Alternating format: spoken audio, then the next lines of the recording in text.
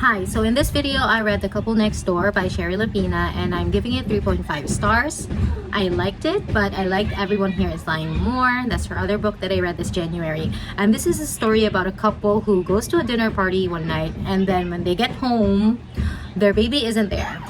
Like someone has taken their baby and unfortunately, they are the main suspects because the circumstances surrounding their missing baby is quite suspicious. Yeah, so that's the main thing, but it's very easy to read, very readable, will get you out of a slump if you're in one because you really just won't stop reading until you find out what is really going on. So highly enjoyable, and it's not, mind-blowing in any way, but it does the job for like a palate cleanser, and it's a solid thriller.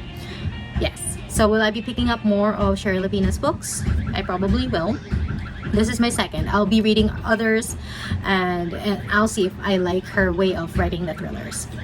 What I have to say though is I like her style of writing more than, say, Frida McFadden, who I think is sort of a trashy writer. Trashy in a sense that she is just, giving the information to you without, like, it's a careless giving of information, where here it's more thoughtful.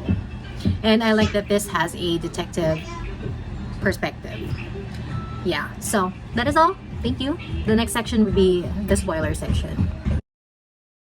I'm currently reading The Couple Next Door by Shari Lapena. This is my second Shari Lapena book. It's very readable, very easy to read. Okay, so basically the couple in this book, their baby gets stolen, kidnapped, whatever. Yeah.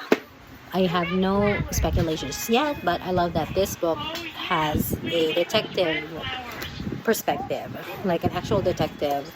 But sadly, the detective is sort of, looking at the parents more closely because the circumstances of the baby's disappearance is quite suspicious.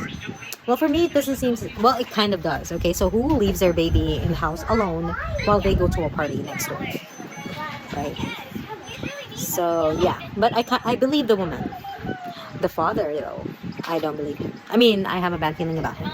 But what happens in thriller books, it's always like you don't really know what's happening, or you don't really know what the twist is until you see the twist. Well, that's me though.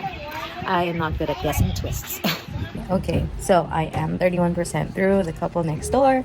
I've read a bit last night. The husband is cheating on the wife with the girl next their neighbor, okay, the girl next door. And that's not surprising because they were flirting all night during the dinner party. And so the husband admits this to the detective without knowing that his wife overheard him tell his story. So there's that. And then I think the biggest revelation so far is that the couple next door had, like the neighbors, they had a camera installed in their backyard, and they did not reveal this to the police. And the reason for not revealing it to the police is they want to keep their filmmaking a secret. So these two neighbors are essentially perverts, okay? The husband lets the girl flirt all she wants with the men. So that's why during the dinner party, like, she was flirting, like putting her boobs in the face of the main guy, and it's like he doesn't even care. Only Anne was getting frustrated that they are flirting that openly. And the reason why is he allows her to flirt, and then he allows her to then have sex with other men. And he is watching the films or filming them, and then it's like they both watch it, okay? So now they're wondering, like, should we tell the police that we have a camera in the backyard? But then, the police would wonder, why did we not say it beforehand? Right? Because they're trying to keep their secret filmmaking a secret. The wife is not looking so good right now because she's being really forgetful. Like, they had a press conference and she said, my baby was wearing pink. Okay? She was wearing a pink onesie. And then the next day, or like a couple hours later, the forensics team finds a pink onesie at the underneath the mat where you change the baby. And they're like, what the hell is this? And then she was like surprised, like, oh no, I forgot, I changed her clothes, and okay, let me check which clothing is missing from the drawers. And that was that's what she was really wearing. So they had to do another press conference to say the real piece of clothing, the actual clothing that the baby was wearing. And then the media, as always, are like, how can you explain, like, how can you get that wrong? The story with the babysitter canceling is crucial to the innocence of the couple, because the babysitter had like an family emergency that turns out it was real when the detective came. And like, if they planned the kidnapping, how would they know that the babysitter wouldn't be around? So that is the thing, that's the only tether left that the detective has to prove that, you know, just to give a benefit of the doubt to these parents. Okay, so I made significant progress on The Couple Next Door. I am 49% through. It's so easy to read this after you've just finished a fantasy book. Anyway, so apparently the dad is guilty, and he plotted the kidnapping of his daughter, so that when they try to get ransom for it, he gets half the money and he shares it with the guy, or the accomplice, who is a guy. But okay, so he planned it even if there was a babysitter, because he knows that the babysitter falls asleep anyway during the night. Like, the babysitter falls asleep in their living room while the baby is upstairs. So the babysitter really has no idea, or like, she also wears earphones or headphones when she's sleeping, so it would be very easy to kidnap a baby. Like, this babysitter is so, I don't know. Anyway, okay, so there's that. And then he's doing it because his company is not doing so well.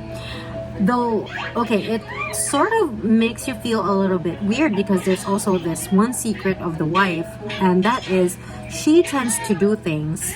I mean, there was an incident back when she was young where she sort of like got bullied and she sort of blacked out, and I think she pushed someone up the wall, and then that person got like a concussion out of it, and then she totally forgot what happened. Like, she blanked when that event happened. So it's seriously, I mean, it's very possible that she could also harm her daughter, though right now, yeah, the evidence is pointing towards the husband.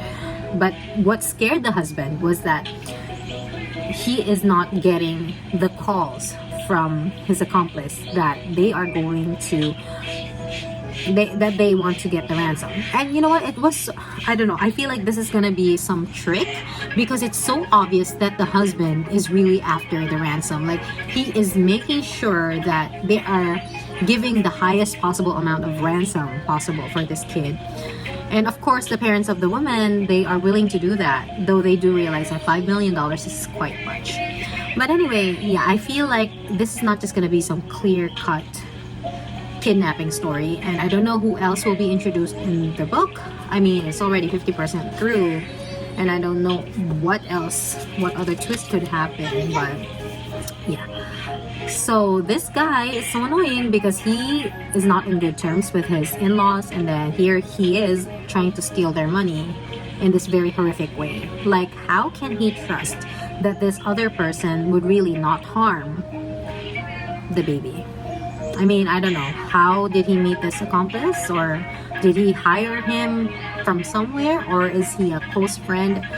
We don't really know yet. So, that is all. Okay, so last night I read up to 62% of The Couple Next Door. And guess who got double-crossed? You know what? I feel so bad for the baby, but it's the husband's fault. Like, why would you stage your own baby's kidnapping? Okay, and then what's worse is the baby, I mean, his accomplice, who he knows by a different name, he sees him in the newspapers, the picture of the accomplice, and saying that he's been killed. Okay, like, I don't know, something happened, murdered, like it was a very brutal murder, like his head was bashed in, and now he's wondering, okay, if the accomplice doesn't have my baby, then who has her? Here's my speculations. Okay, I think that the wife or the mother's father has either hired that accomplice to work with the husband, you know, to get him in trouble, And then he finds out, the father finds out from his own private investigator, I think he has one because he's rich, that the husband has worked together with this accomplice. And then what the father did was he wanted to make the husband's life even more of a hell. So the grandfather takes his own grandchild and keeps her in his care while making the husband suffer.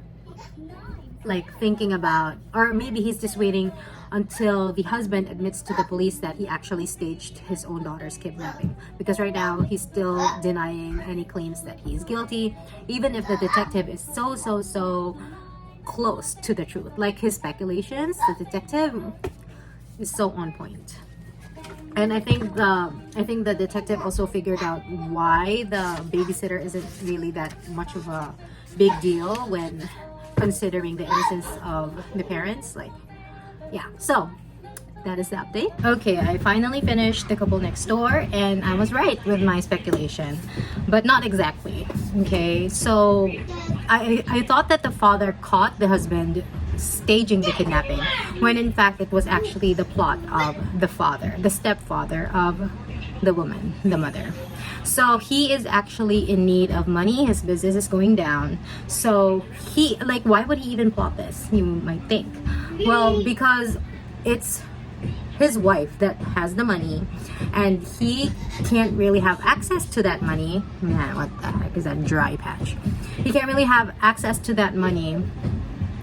So what he did was he tricked his son-in-law into staging the kidnapping. So he got someone to collaborate, I'm forgetting the exact term, to work with his son-in-law to do the staged kidnapping. But it was that guy's idea he planted that idea to the husband, and the husband, being in his like weak drunken state and maybe in his desperation for his own business, he definitely gave in. And like for me, like okay, the father did think, I mean the husband did think, like, how it's sort of disgusting how easily I was able to hand off my daughter to a stranger, to someone I hardly knew. They only met like at a bar or at a bench at a park, something like that. So it's not like a close person. Like if you were going to stage a kidnapping, why don't you get someone who you actually know, right?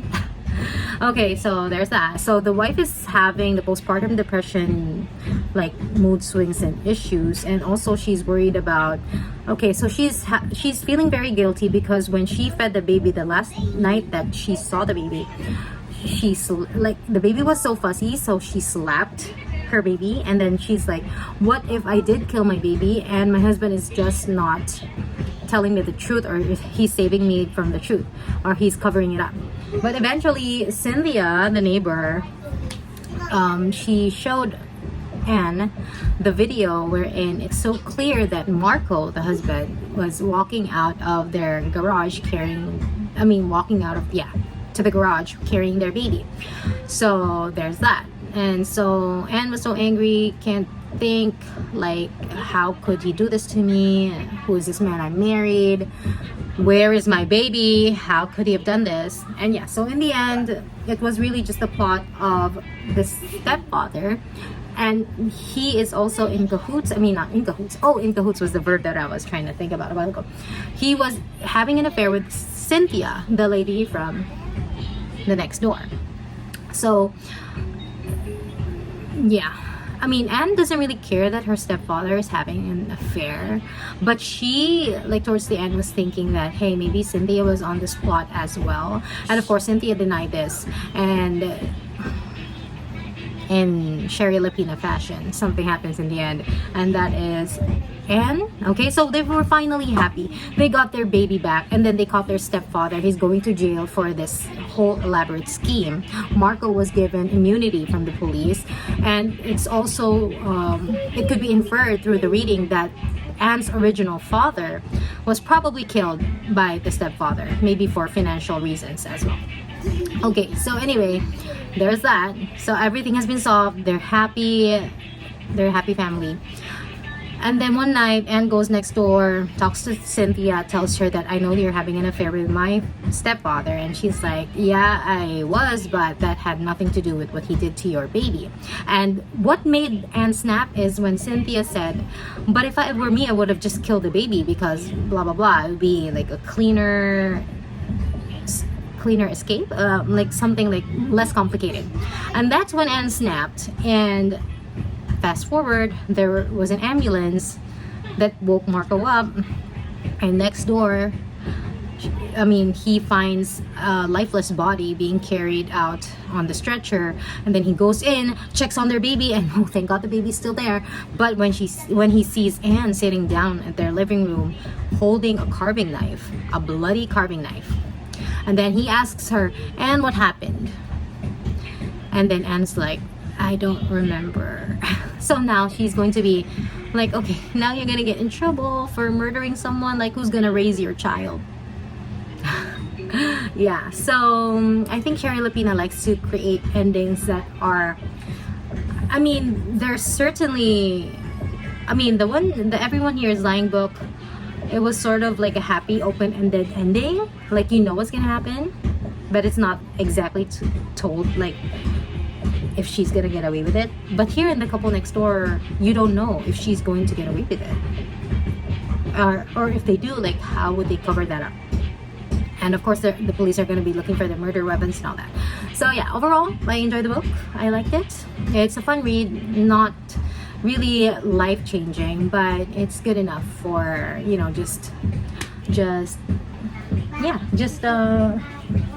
just maybe like a palate cleanser after I read like such thick books. Okay, that is all, and thank you for watching.